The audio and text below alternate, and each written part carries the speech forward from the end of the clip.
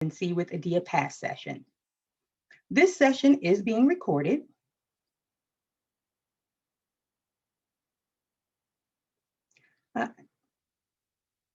Okay, I see.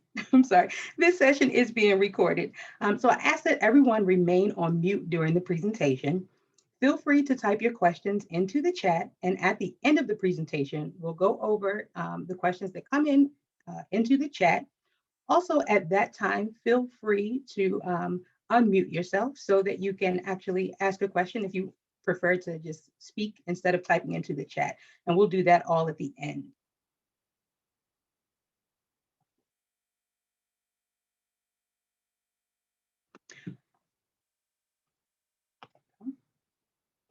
There we go. So this evening, in addition to myself, there will be 3 presenters. And we'll be sharing some tips on ways that you can utilize the configuration portal to promote your residency program. So we have Dr. Edmund Koo, NYU College of Dentistry, Dr. Kim Hammersmith, Nationwide Children's Hospital, and Ms. Jocelyn Fay, University of California, San Francisco School of Dentistry. So as we get started, I want to give you a brief overview of the configuration portal. And so we'll begin by making sure that everyone understands what the configuration portal is. So this is definitely different than the program pages in the ADEA PASS search engine. The configuration portal allows each program to customize the ADEA PASS application. And so this includes branding as well as creating a home page, customizing program-specific documents, as well as questions that are specific to your program. Once this is created, it will all be a part of the overall application. And so therefore the content will be inside of WebAdmin. It's important to know that you can only make changes to the configuration portal in March. So this meeting is very timely. The configuration portal will open on March 16th, and it will close on April 13th. And this is for the upcoming 2021-22 application cycle. So I realized that you're only required to do some of these things once a year, and it gets a little confusing. And so let's talk about where the configuration portal lives. You can find the configuration portal inside of WebAdmin. However, it's completed in what we call the pre-launch site. So when you receive your email, there will be a direct link to the pre-launch site. And basically what the pre-launch site is a copy of WebAdmin. But remember that we need you to update this information now. And so the application cycle doesn't open until May 13th. And so you're getting a copy, which is the pre-launch site of the configuration portal, and it will be included as a link in the email that you will receive, letting you know that it's now open. So I want to give you a better understanding of what happens with the information that you build inside of the configuration portal. So inside of the application, there's a section called Program Materials. So every program is listed here in Program Materials. And some of the programs have actually customized their homepage and added custom questions or program-specific documents. If you choose not to utilize these features, we have populated a standard branding image, and we've turned on the Documents tab to include the personal statement. And so this is what the standardized branding look like. So if you don't utilize the customizations, your program will not appear blank. However, it will appear like this, which you see on the screen now. And this is what all of the other programs look like that haven't used these features. So it'll look the same for everyone with this image and with this text. And also with this personal statement turned on. And that is so the applicants will be able to complete a personal statement for each program that they are applying to. So we've turned on all of that for you. So now that, now I'm going to turn the presentation. And so this is one, I'm sorry, let me back up. This is, so you saw this is your standard branding page that we've done for you. And then you're going to learn a little more about how some of the programs utilize some of the features in the system. And so this first one that we have up is NYU Dentistry. This is their page for their orthodontic program. And so next up, we will have Dr. Edmund Koo. Hi, good afternoon, everyone. Thank you for coming here, especially on a Sunday afternoon. I'm sure there are a lot of other things, might be a little bit more attractive to do. I'm going to get my screen up right now. But I do thank everyone here for being here. Okay. So one of the things I sit on the PASS Advisory Council with Yolanda, and as you realize, PASS has evolved quite a bit over the years, and I think it's evolved in a way that's a lot more powerful because it allows you to do the customization. And one of the things here that Yolanda has spoken about is that portal. And although the window is a certain period of time that's there, the ideas that you should be thinking about incorporating all those ideas in that window of opportunity should be something that should be thought about year long. So one of the things that we do in our faculty meetings, in our admissions committee, is we discuss how we can improve our PASS portal, because it's really about branding. You will never have a blank page, that's true, but at the same time, you want to stand out. And you want to be that program where people land on your page and they look at it and they go, I remember this. This is something that is interesting. This is something that piqued my interest. This is something that I want to find out more about.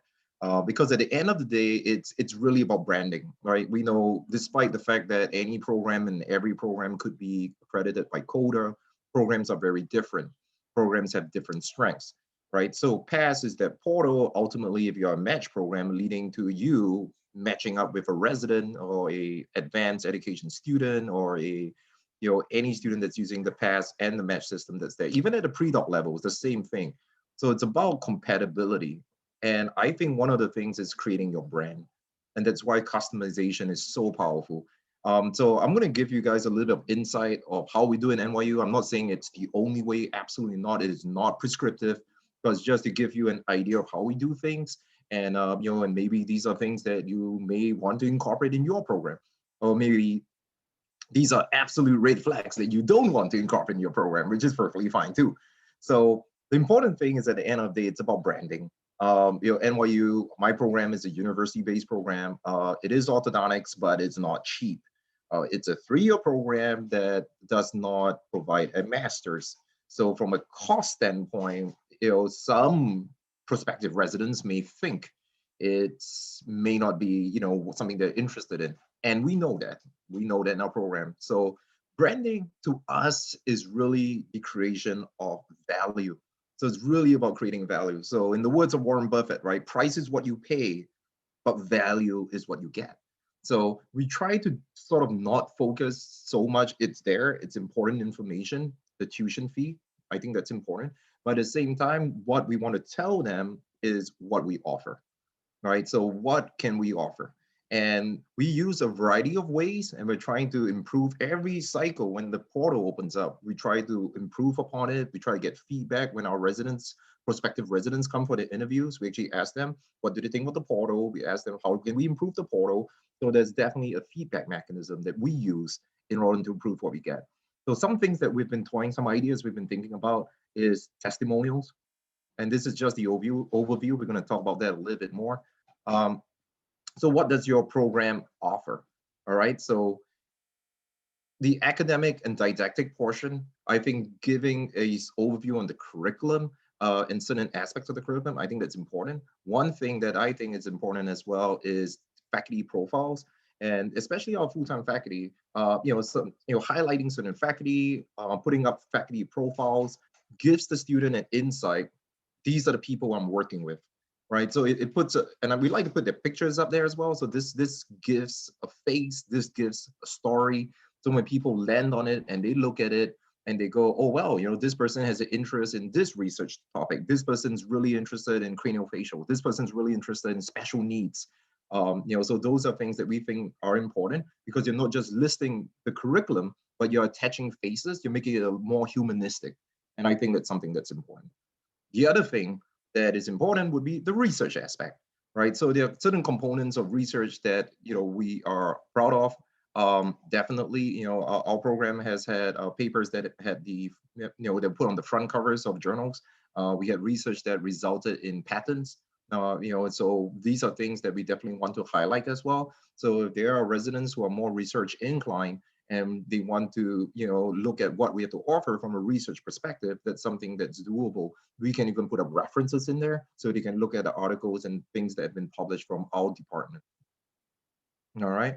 The other thing that we think is important is really how our program relates to the community. And what do I mean by that? So we being in orthodontics is a little bit tricky to actually have outreach programs. But what we do is that we try to get our students involved in the wider dental community, especially from an education perspective. So one of the advantages is that I'm also currently the ADCFP coordinator for NYU. As some of you may realize, the ADCFP program, the Academic Dental Career Fellowship Program, is not limited to just pre-doc students. It's actually also extended to postgraduate students. And I've had mentored and my postgraduate students to be involved in the ADCFP. So letting them know it's more than just an isolated clinic, that you're connected to the community, and there's a network and there's a support network that's there. That's important. The other aspect we like to talk about from a community perspective is our alumni network that's really strong. We have a significant percentage of our residents who graduate and who are then employed by alumni in the program, or at least manage to obtain employment through the networking system that we have with our alumni. And we think that's very important as well. Last but not least, NYU, we have the Center for People with Disabilities, the Oral Center, and we actually do rotate our students in our postgraduate students in that department as well. So there's definitely exposure to special needs patients that's there. We have rotations with craniofacial in Langone, and we also have rotations with peds and perio and oral surgery. So I think all of those things, it gives a lot of info. And if someone wants to know if this is the sort of program that they're interested in, then they're not just in a silo, but part of the community and part of the network, which we are, then this is definitely the message that we want to convey. Last but not least, I think testimonials are important. And I think it's important to highlight maybe testimonials from both current and graduated residents, so they can give the perspective of what it's like to be a resident in the program. And also at the same time, how is life after the program? So oftentimes it's like, let's be honest, right? We want to find a new restaurant or somewhere to eat. We go on Google, we go on Yelp, right? We look at those reviews. What are those reviews? Those reviews are testimonials. And I think giving, this sort of an angle, especially we got to understand the generation that we're targeting. These are Gen Z for the most part. They're not even millennials anymore. So probably their two thumbs do everything. So we have to sort of try to think like them, which can be challenging and a little bit depressing, but we have to try. So I think putting up testimonials is something that's important as well. So it gives them an insight. You can do it just in words and a picture. I'm not sure. I actually want to ask Yolanda, where technically we can even put a video on it. I think we might be able to, and I think that just helps a lot. Oh, so anyway, that's a little bit, like I said, it's not prescriptive. This is what we do at NYU. Just some ideas, just throwing it out there so you guys can think about things. Thank you so much.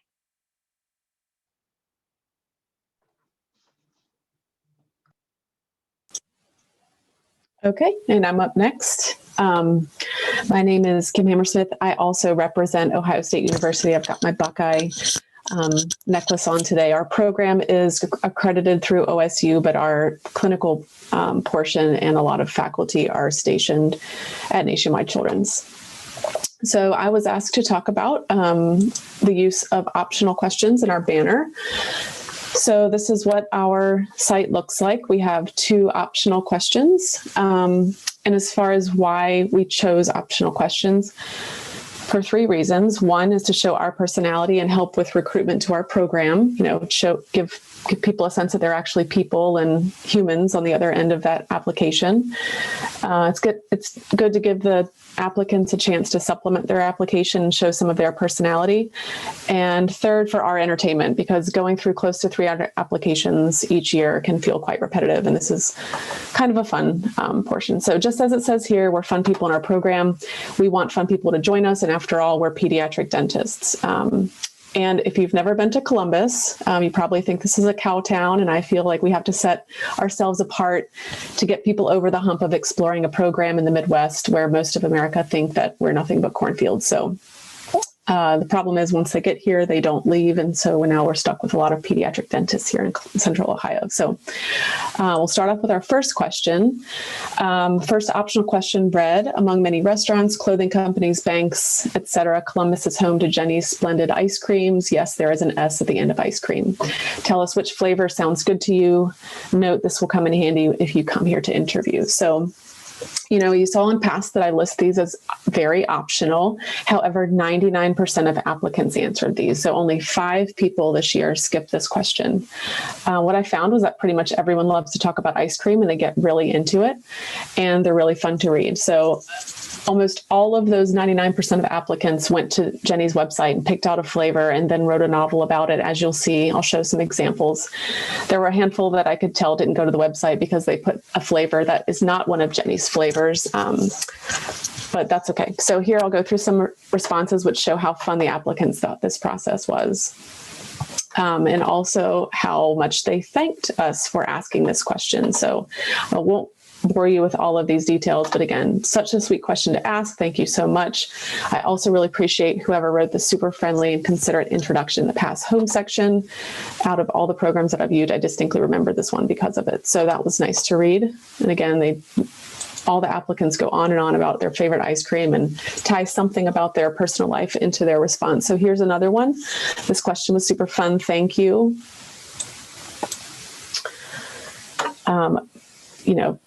We go from cold brew to wild berry lavender, orange zest, lots of things. Thank you for the fun question. Wowza, I love ice cream, so thank you. So again, lots of fun to read. It seems like they're pretty fun to write on their end as well. And finishing up here, this is my all-time favorite application question. And then we get some that make us laugh. I'll let you read that too, but this comes from a lactose intolerant applicant. And just to further illustrate how we're fun people, last June, I had the chief resident pick up a pint of ice cream for each incoming resident according to the flavor that they had chosen on their pass application. So we handed them out as they finished their first day of orientation as another way of welcoming them. And we're planning on doing that again, especially since this summer's incoming group didn't actually get to go to Jenny's during their interview weekend last fall. And then we go on to the awkward question, as we call it. It read, we all are unique. Tell us one awfully absurd, obscure, awkward, or funny thing about you. And this just, opens it up for who knows what.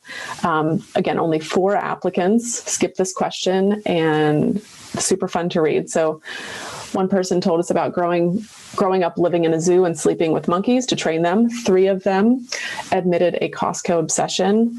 One person told us about a bifid uvula. We had one who did his own tonsillectomy. One gained 20 pounds since dental school and told us about it.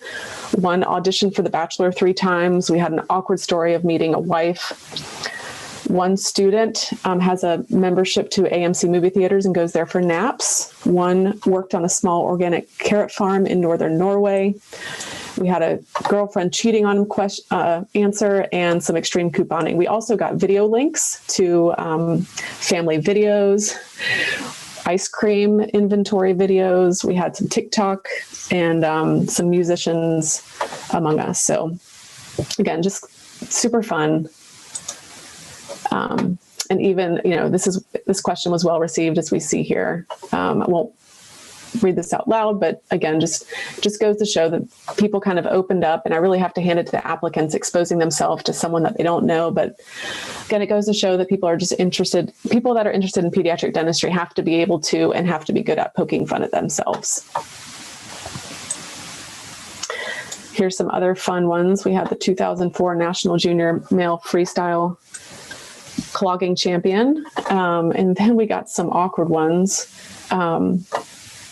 with discussions of hairs in awkward places. So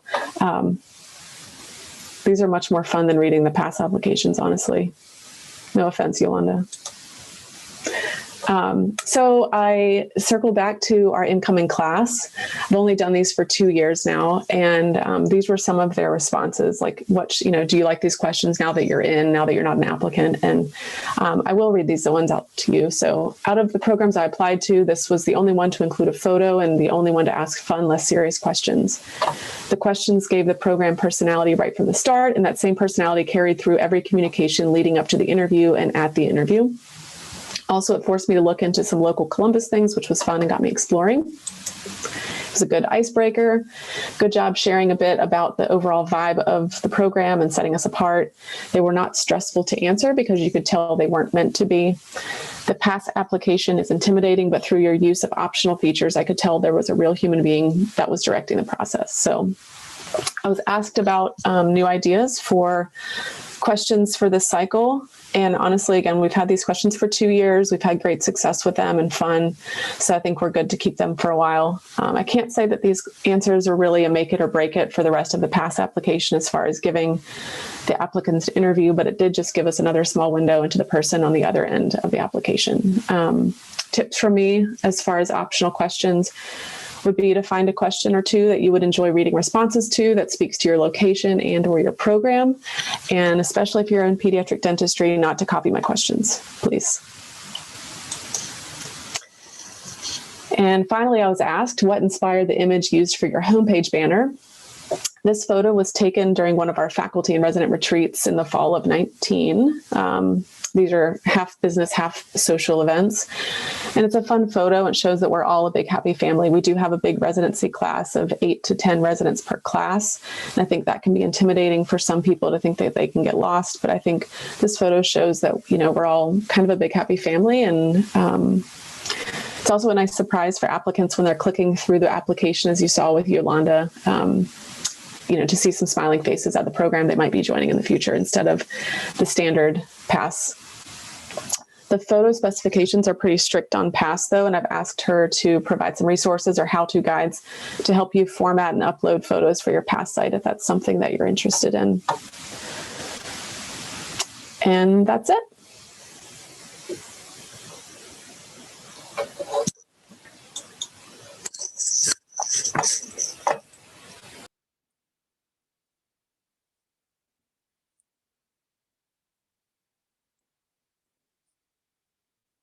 Hi, everyone. Can everyone hear me? Yolanda? Okay, great. My name is Jocelyn Fay. I am the Postgraduate Programs Coordinator at the UCSF School of Dentistry. I definitely echo everything that Dr. Koo and Dr. Hammersmith have said. All great, all agree. I'm going to take a little bit, since my background is more in the admissions, the admissions office and the logistics side of it. I just wanted to kind of reiterate, I know a lot of program directors, they're the main proprietor or the one that uploads this information. You may not necessarily have that model where the admissions office is a partner in this process. And I just wanted to say that doing this, and you've seen kind of what Dr. Hammersmith, Dr. Koo said, the first thing that you may think of is that, oh my God, this is going to be so much work. I'm like a program director. I have 20 other million things to do. I have to say, it is not that hard at all. I think Yolanda is definitely a great resource throughout this process. She's definitely accessible. But I also think that for you not to be too intimidated by the logistics of how this is run, because it's all basically template based. So this is, for us to take a look at this for our dental public health, this is what was shown last year for our last year's admission cycle that's closed. I assume it's going to be somewhat similar to this upcoming cycle. But I mean, looking at this, you get this information, it's fairly straightforward, and ADEA PASS only limits you to a certain number of options. So you can't break it. There's things that you can do that's very straightforward. And I'm just going to show you a very straightforward with dental public health. So this is kind of the interface that we have at dental public health with our program at UCSF. They have, as I'm sure with many programs, have a lot of additional questions that need to be answered throughout your ADEA PASS process if you want to do additional questions. So we use this the dental public health program uses this for just clarifying questions and very specific questions that are relevant to their program. And also in regards to if they are asking for additional information, data analysis, and information in our document section, you have the ability to do so and elaborate a little bit more. So you can see these are very kind of straightforward questions. They have additional things that they ask.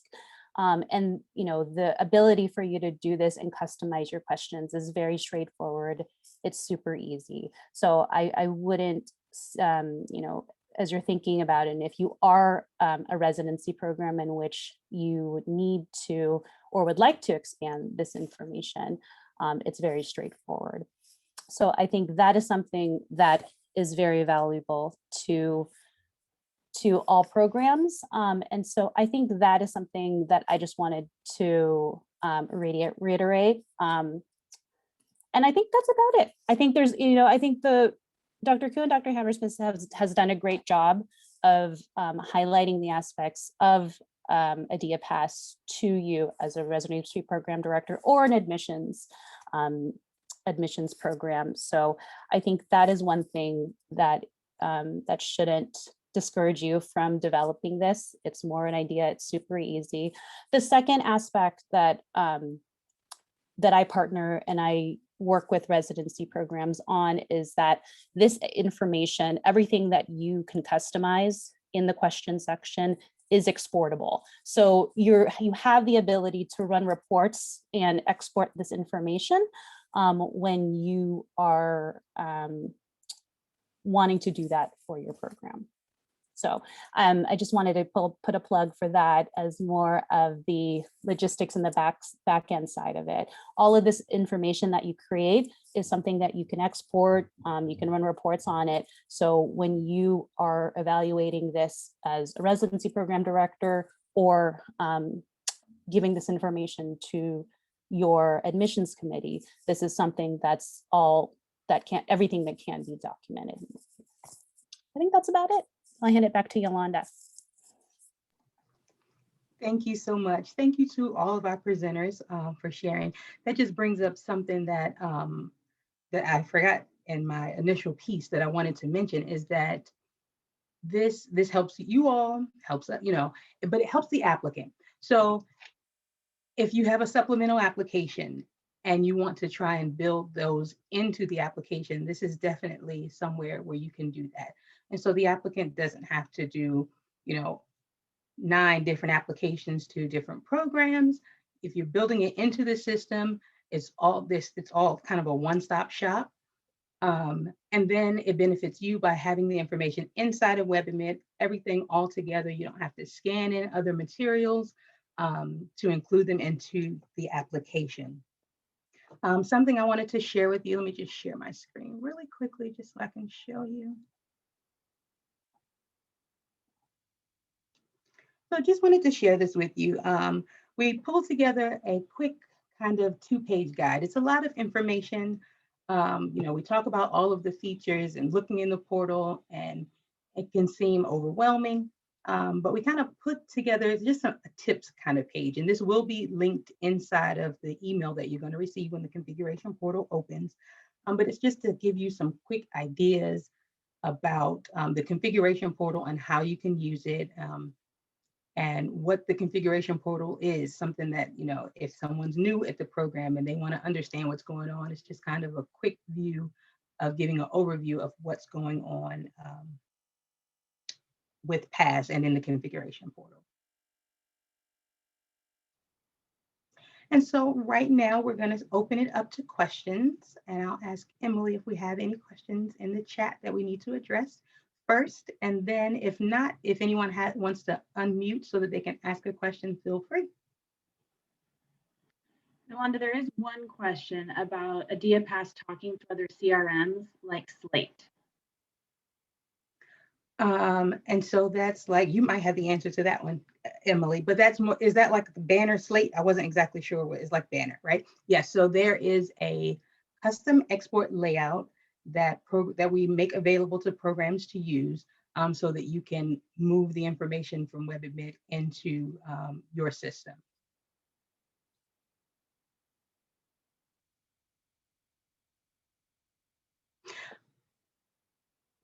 The configuration portal resource that I talked about. So it's going to be linked. I'll probably put it on the website. It's not there yet. I'll probably put it on the program director's page, but it will be linked inside of the email that you all will receive on the 16th when the configuration portal opens.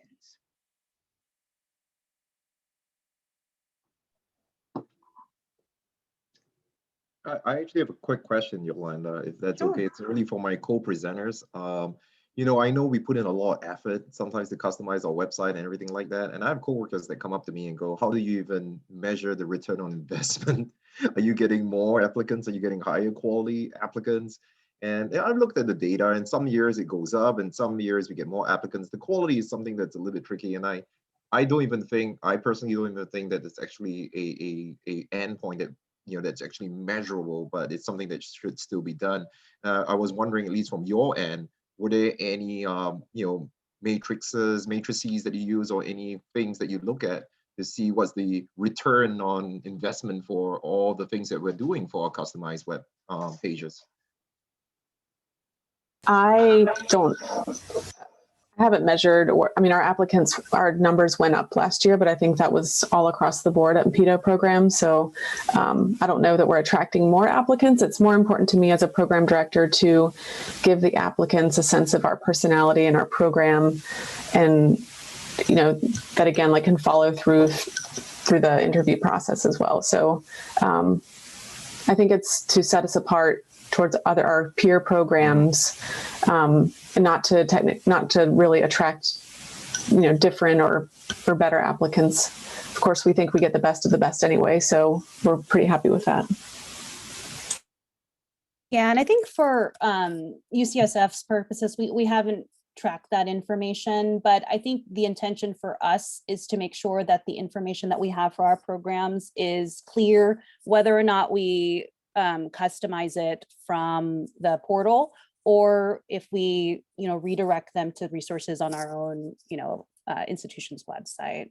And I think it's been for the past, correct me if I'm wrong, Yolanda, this was the second, last year was the first or second year we were able to do this, because I know in previous years we weren't able to customize at this level. But I do think that it is something that would be beneficial maybe in the future to see if, maybe that's a report that we can do at the end of the year, end of the admission cycle. Yeah. I think we're on our third cycle. Yeah. Yeah. I just saw a question there on the NYU site. I'm not sure if Yolanda can bring that up, but a lot of the stuff I spoke about was going to be implemented in this cycle, so it may not be on the current website. So, my program administrator handles a lot of those things, so stay tuned, or maybe next year we can show it a little bit better. So we've only been starting to dabble and, work on that a little bit more.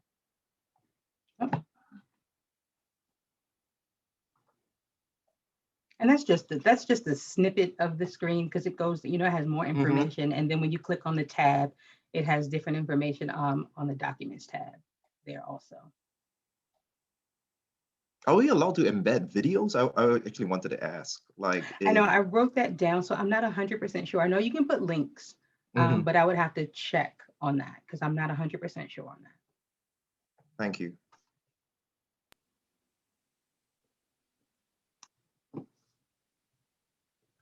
All right. Well, if we do not have any more questions, do we have, let's see. Oh no, that's from Emily. Well, I definitely want to say thank you to everyone, to all of the presenters today. I appreciate your help with this.